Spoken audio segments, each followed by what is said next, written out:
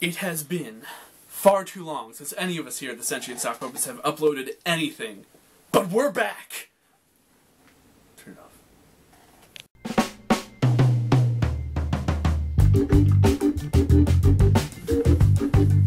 Rune Factory 4 was released on the 3DS on October 1st, 2013. I would have picked it up day one, but Pokemon X and Y were coming out 12 days later, and I could not have afforded all three of them. The Rune Factory series is actually relatively new, the first one coming out in 2006 on the Nintendo DS. It offers a very unique blend of farm simulation and dungeon crawling. Now, that's a little weird, I can see how some people would say no to that. But for me, someone who has played countless hours of Harvest Moon, which Rune Factory is an adaptation of, I was immediately excited. I've never played any of the other games in the series, so all I can really offer is an objective review completely free of being compared to the other games in the series. I am extremely excited to talk about this game, and I'm even more excited to show you some great art. So with that, let's start this review.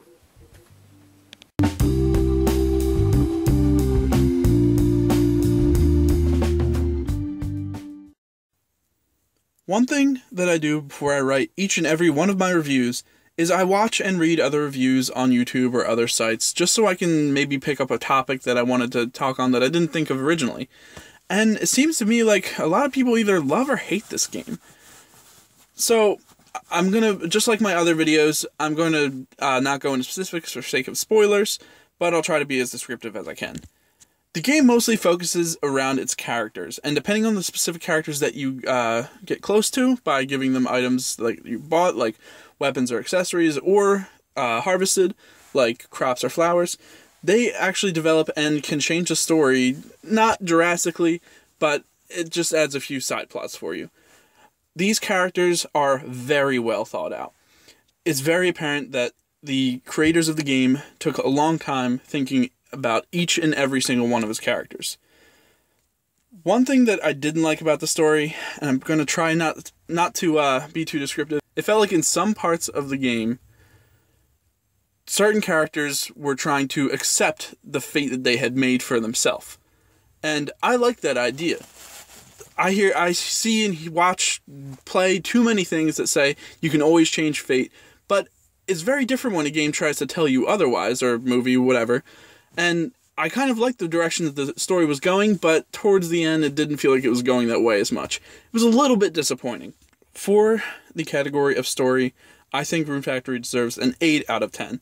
While there was a few little things that bothered me about the story, the characters really helped this story pull through.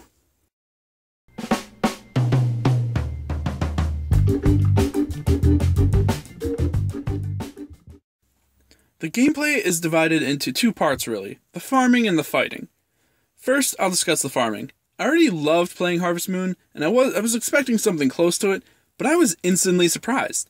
The farming in Rune Factory 4 was more fun, and it was possible to upgrade tools to be so much more efficient than in any other Harvest Moon game I have played. I was very impressed. And then I got into the dungeon crawling bits of the game. It was kind of average. It provided you with a huge array of weapons to choose from, which was nice. However, depending on the weapon, there wasn't a whole lot of strategy involved to it, and it just became rapidly pressing the attack button. The enemies were extremely hard, and it wasn't long before I found myself having to level grind immensely just to be able to defeat even the lowest monsters in any dungeon. I found that I usually needed to be about 20 levels above the recommended level for each dungeon. I'm also not that good at video games, so that probably didn't help. It would have been nice if there was some way that the farming could affect the fighting in the game, but they were mostly separate. The only way that they can really interact is you can grow swords, yes, grow swords, or you can sell crops to buy new weapons. You can also use some crops and random items to upgrade weapons, which when you really get down to the specifics of upgrading, there is a huge amount of outcomes depending on the items that you use. With some amazingly addicting farming and dungeon crawling, Rune Factory 4 should get a high score, except it can become a little repetitive unless you actively choose to switch up the gameplay by using different weapons. I think Rune Factory 4 deserves a 7 out of 10 for gameplay.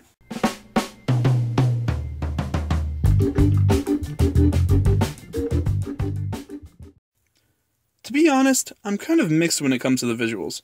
When you were running around the town in a top-down view, the characters appear small and didn't have much detail. When you talk to the other characters, large anime-styled pictures appeared above the speech bubbles and talked to each other. And that is where the lack of detail in the overworld is made up for. The still pictures of the characters are anything but devoid of detail. But other than the small anime parts of the game, the art style isn't much to go crazy for, but it definitely wasn't bad. Small visual effects did stand out, however, like the changing of the seasons. It did feel like time was passing because of how the backgrounds changed. Although the art style wasn't anywhere close to the best I've seen on 3DS, it was still good. So Rune Factory 4 gets a 7 out of 10 for visual.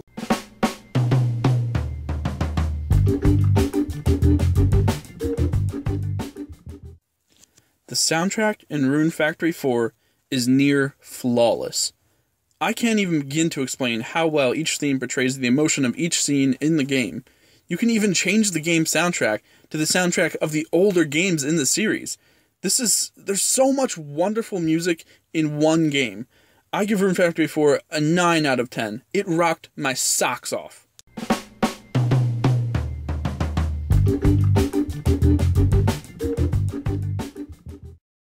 In my past 2 reviews, I've said that the special features of the 3DS are the 3D and the touchscreen. Let's start with the 3D first. The 3D on the overworld is really disappointing. It makes the characters look a bit pixelated. Also, none of the background pops out with the 3D on. Only the characters and monsters are able to be viewed in 3D, and even then it doesn't look too great. There were so few interesting effects that I just turned the 3D off. Also, the touchscreen didn't have much use either, just being able to view a map or navigate a menu, and just basic things like that. I'm just going to give Rune Factory 4 a 6 out of 10 for how it puts the special features of the system to use. Not good, not bad, just basic. Rune Factory 4 was an interesting blend of RPG dungeon crawling and farm simulating. Something that worked very well. While it didn't use the special features of the 3DS as well as it could, it definitely made up for it in some of the more important categories like gameplay and soundtrack. I think that Rune Factory 4 deserves an 8 out of 10. While there were a few things that bugged me about the story, the characters were fantastic. The soundtrack was great.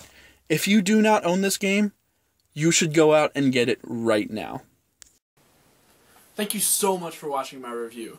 If you agreed or disagreed with anything I had to say, please leave me a comment. I would love to have a chat with you. If you like the art in this video, please check out the link in the description for Zafarius' page on DeviantArt.com. She was so nice and so eager to share her art with me. I really love all of her art. It has this very unique charm that I just can't get enough of it. So please click the link and support Zafarius. I'm so sorry that this review took so long. My tablet broke, which I did all my filming and editing on, but they're going to start coming out again. If you need more Sentient Sock Puppets goodness right now, you can check out my past reviews of A Link Between Worlds and Pokemon X and Y. You can check out David's reviews for movies and Matey's reviews for cartoons. My next review will be of Gravity Rush on the PlayStation Vita. Subscribe to know when that comes out. Alright, I'll see you later.